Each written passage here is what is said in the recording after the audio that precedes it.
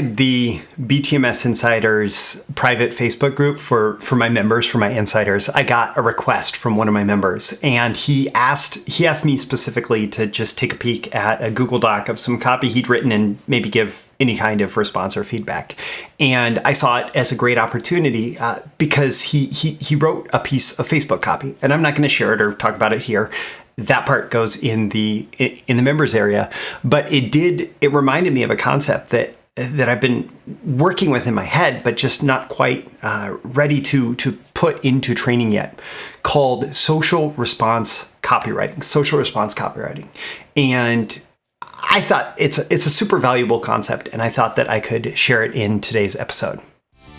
These are the proven direct response marketing, copywriting, and entrepreneurship success strategies you can use today to write your own ticket and create the life you want. I am Roy Furr, and this is Breakthrough Marketing Secrets. Now, here's today's breakthrough. Okay, so what's this social response copywriting? Social response copywriting.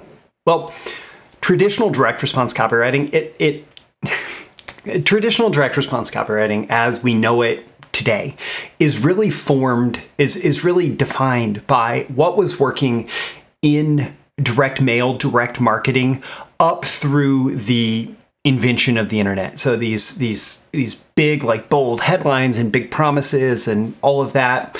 And yeah, there were some folks like Gary Bencivenga who were innovating to the point where they're making the content actually feel like valuable content, in addition to it being big promises in the copy itself. But so much of it is really that traditional style of copywriting that when somebody asks me what I do and I jokingly say, well, I write junk mail, that's what I'm talking about, is that type of copywriting. And here's the thing.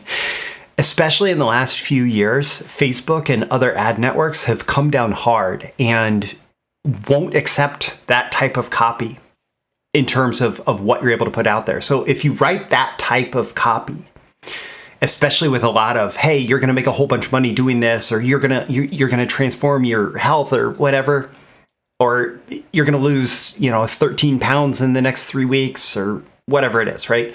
All of those bold claims that we are taught are what works in direct response, those things are working less and less today. And especially if you even want your ads to get any kind of traffic, any kind of circulation on ad networks like Facebook and other social media networks that allow you to pay for advertising, you might not be able to make any of those claims on your advertising, in your advertising, on your landing pages, anything that either Facebook's bots will go out and discover as they do a little bit of language analysis to see what your copywriting is saying, or the human beings that double check some of these ads. If they see anything like that, they're going to disapprove your ads, and you risk getting your entire account banned if you are making promises that they feel like, regardless of the truth of the promises, if they feel like these are unbelievable or over the top promises, you risk getting your account completely shut down and banned. And so what you have to do today is a little bit different. And the other thing that happens here is that type of copy, like if you just put that copy in the Facebook newsfeed, part of the reason, so Facebook's number one goal in making any kind of advertising decisions is actually getting that user to come back. Getting that user to come back to Facebook and to keep using Facebook. And the average Facebook user actually scrolls the length of the Statue of Liberty from the top of the crown to the bottom of her sandals, scrolls the length of the Statue of Liberty every single day in their Facebook newsfeed. And if your advertising creates a negative experience there that makes that person more likely to close the Facebook app or to leave Facebook and not come back that day or tomorrow or the next day, then your advertising is going to get removed from Facebook. They don't want advertising. And what they found is that in general, that type of over the top, maybe hypey direct response copy that maybe did work in direct mail and other types of traditional media used for direct response, that type of copy turns off their users, and they don't allow it to run on their platform because they want that user to come back tomorrow. The dollars that you're going to spend with Facebook today, if they diminish the dollars that Facebook can receive from those same users tomorrow, they don't care how much you're going to spend today, right? So people get banned from Facebook, and they're like, oh, but I'm spending tens of thousands, hundreds of thousands of dollars, whatever. Facebook doesn't care, because the customer relationships with all those people that you were spending money to put your ads in front of, those are more important to them than the dollars you're spending today, because those customer relationships are going to lead to far more money down the road. And that's a principle that's worth remembering as a direct response advertiser, right? That your relationships with people, if you burn the bridge with a customer today, whereas if you maintain a good relationship with them for years, maintaining that good relationship for years is going to be far more valuable and profitable to you than whatever kind of money you could make off of them today. So back to this, like Facebook wants things that fit in their newsfeed, and other social media channels are the same. Facebook's just the biggest and driving so much of this change. So they want things that work in the newsfeed. They want things that feel natural in the newsfeed. They want things that feel like they are part of the normal content. So how can you do that and still create profitable Facebook advertising? Well, the trick is that direct response copywriting, direct response marketing, it does not have to be the superficial tactics and techniques that you see in those hypey promises. Direct response, what it really comes down to, if you go all the way back to Claude Hopkins' scientific advertising, it really comes down to make sure you measure the response and do more of what works. And so you need to create an action that they can take that you can measure, right? And then when they take that action, you're going to measure it. And then you can optimize for those actions. And so direct response copywriting doesn't have to be over the top hypey. It's whatever you can put in the media that generates a response that you can measure. And so, like what I was saying with this copy that I was looking at is that it needs to feel like it fits in the newsfeed. It needs to feel like what people are liking, commenting on, sharing, engaging with in other ways in the newsfeed, if that advertiser wants to be able to run those ads on Facebook. And not only that, the same principles that apply do need to get pushed over onto the landing page to wherever people click, to where that customer experience goes from clicking on the Facebook ad. And so what that's going to tend to be, it's going to tend to be more stories. People love to share stories. People love to interact with people on Facebook. There's all sorts of different methodologies. My favorite thing to do to really understand this concept and how it applies is just go into your own Facebook feed and look at what people are doing, look at what people are sharing, and look at what Facebook is showing you is what they believe to be most engaging content.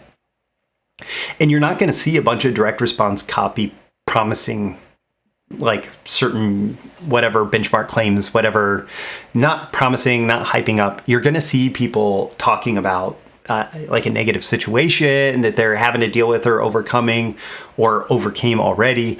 You're going to see really basic, hey, I found this cool thing. I thought you might want to check it out. Sometimes you'll find tips and other lessons learned. There's all sorts of different things that you'll find, but you typically won't find traditional direct response copy. And so social response copywriting is how can you take what's being shared and engaged with in the newsfeed, what is shareable, what is likable, what is it that people are engaging with in the organic posts in the newsfeed, and how can you take the principles of that they're applying to get attention and to get engagement, get readership? How can you take that and make sure that you tie that through to the action that you want them to take at the end of the copy? And social response copywriting, social response marketing is all about that. It's about creating something that feels like it's part of that normal social conversation that takes place on Facebook and in other social media channels, and creating content that matches that format that feels native. Like, this is what native advertising, that's what that term is supposed to mean, right? That feels native to the social platform, but that also has a built-in mechanism for response and a built-in request for action, a built-in offer.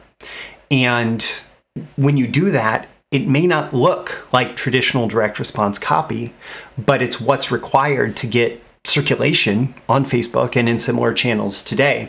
And if you don't get circulation, if they're not willing to put your ads in front of your audience, and God forbid if they just shut down your account and prevent you from advertising on the platform altogether, if you don't have access to all those people, you're going to get a less total number of responses, even if the conversion rate would be higher by using traditional direct response copy, which that's maybe even being called into question at this point too. So that's it. Social response copywriting. I'll make sure to include a few links with this episode. Number one, to the Backwards Facebook Ads Copywriting, which is part of the BTMS Insiders training library, because in the Backwards Facebook Ads Copywriting, I include a bonus interview with Ed Ray on writing high converting Facebook compliant ad copy. And he has a lot of great things to say about how to keep your copy compliant while also having it be compelling from a direct response perspective. And that's part of the BTMS Insiders training library, where you pay one low monthly fee to get access to everything, including also that Facebook group where this conversation took place and where there's even more content being added that's not necessarily talked about in public all the time, including things like me responding to people's questions inside the Facebook group.